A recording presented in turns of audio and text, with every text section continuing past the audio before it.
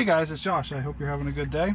So I'm here in Joliet, Illinois, and I'm going to do some testing on FSD beta 10.5. I'm just waiting for it to reroute. There's actually some traffic on the highway. Yep, perfect. So I found this little route to navigate us around the traffic right there. So let's see how it does. So I haven't been able to test FSD beta very much yet on 10.5, but I have tested AP a lot, like several hundred miles, or maybe 300-400 miles even. It's definitely a bit improved, or yeah, it's quite a bit improved. Well, it's hard to say. So through Wyoming, it's all 80 mile per hour speed limits. And at those speeds, I was getting a lot of random braking events where it would just like suddenly slow down when there was shadows on the road and stuff like that.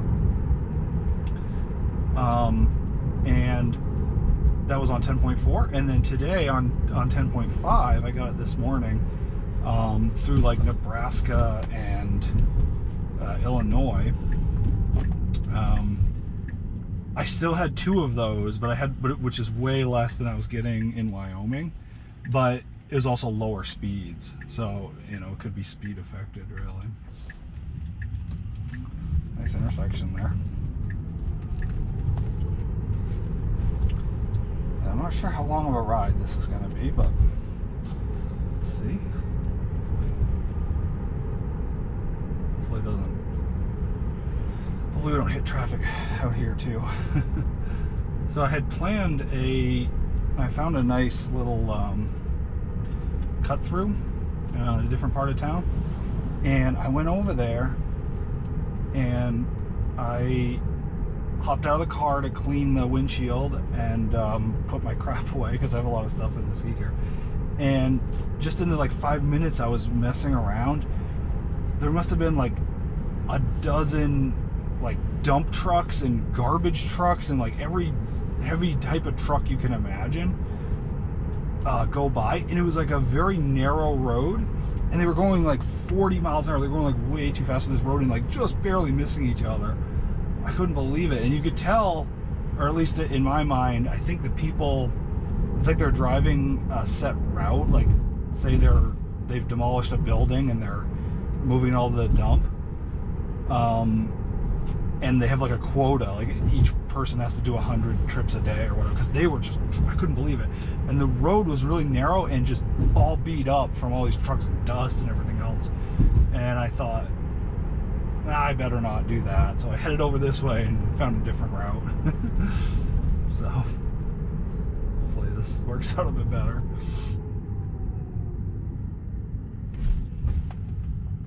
Yeah, I haven't gotten to test FSD beta much. It was just the one trip in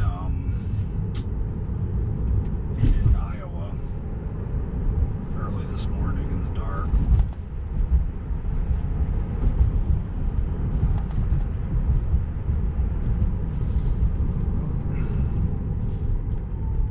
That was looking all right.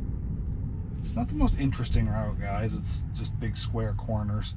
I'll probably take it until it gets back on the highway, and then we'll call it a trip. So it looks like there's just 2 more turns, but obviously there's a lot of stoplights and hopefully lane changes and stuff like that. So it's not the most interesting trip I could find, but I am still on a bit of a time crunch, so I have to be really like time efficient with my drives, and I still have 2 more states to film today. So I'm in Illinois now, and I'm going through Indiana and finishing my day in Ohio. So I guess I just have to film 1, because I can film Ohio tomorrow. But I'm looking a lot better on time than I was yesterday, and much better than the second day. The second day was kind of scary because I drove a long way, what felt like a long way, and it was not nearly enough, and I thought, I can't possibly do more. I didn't think I was going to make it in time for Thanksgiving, but then yesterday and today I put in 2 really, really good days and made it really far. higher speed limits and less traffic and stuff. So made really good progress. So I think I've got about 20 hours, maybe less, maybe 18 hours of combined driving and charging left to get to Boston. I'm trying to get to Boston for Wednesday, the day before Thanksgiving. Tomorrow. And hopefully get there at a decent time, because I'll be visiting my family, so I don't want to roll in too late. I want to get some time with them.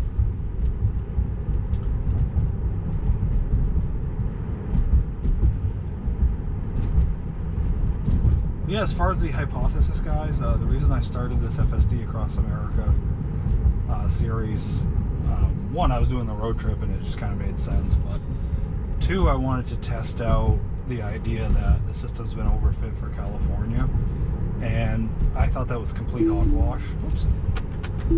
That was an accident, guys. We don't count that one.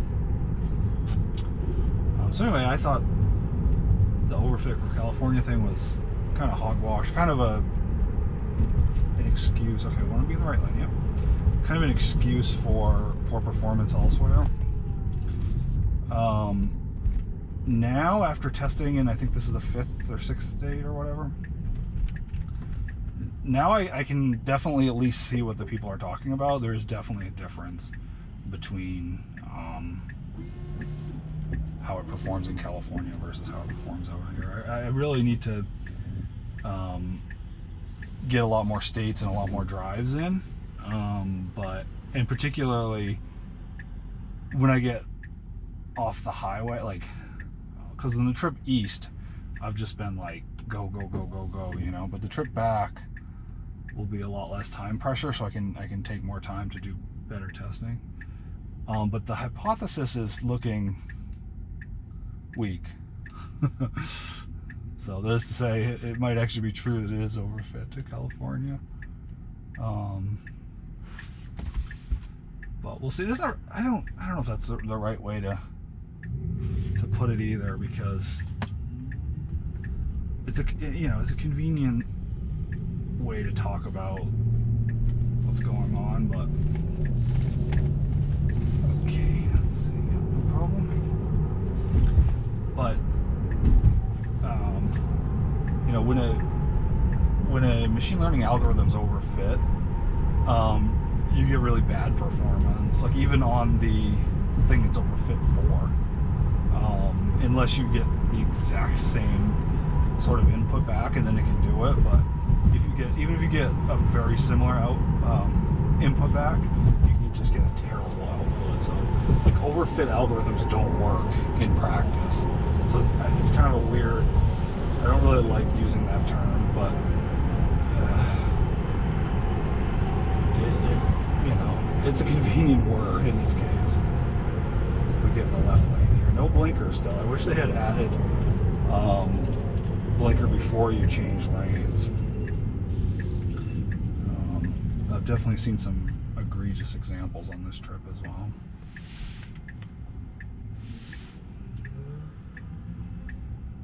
This is an unprotected left here, guys, or maybe we'll get a green arrow at some point.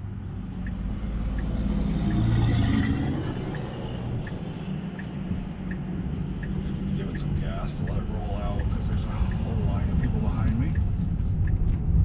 Don't want to hold them up.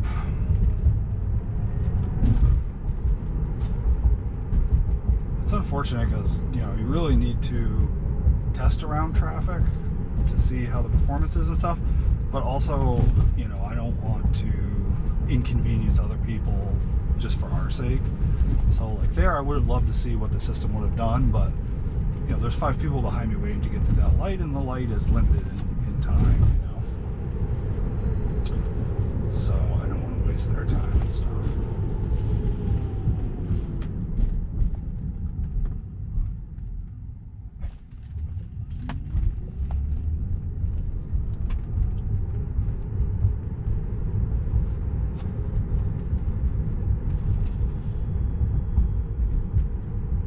Yeah, this is actually turned in an okay little route.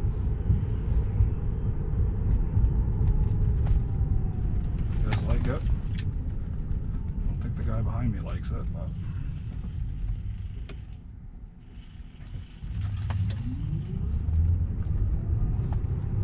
and again, I had to use the accelerator there because the guy's waving me on. I know the other testers are better about you know, letting the car actually do everything, but you know, I just don't want to waste other people's time and stuff, you know. That's the most important thing. I think number one is everybody's safety, you know, our own, their safety.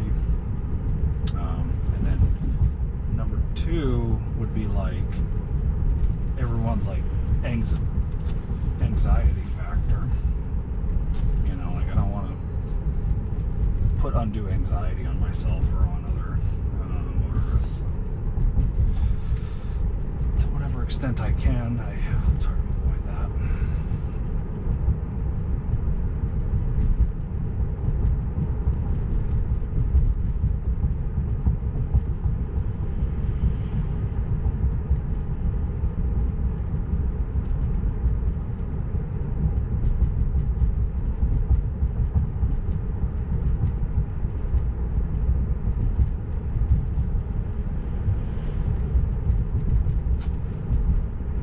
Yeah, looks like we're gonna make it here to the highway, guys. We're going 80 east, so yeah, thanks for checking out the video. I hope you liked it. I know it wasn't the most interesting ride, but we did do it without intervention, just that one false intervention, and we made it all the way back to the highway. So yeah, stay tuned for some more episodes, and thanks for watching all the way to the end. I really appreciate it. Cheers.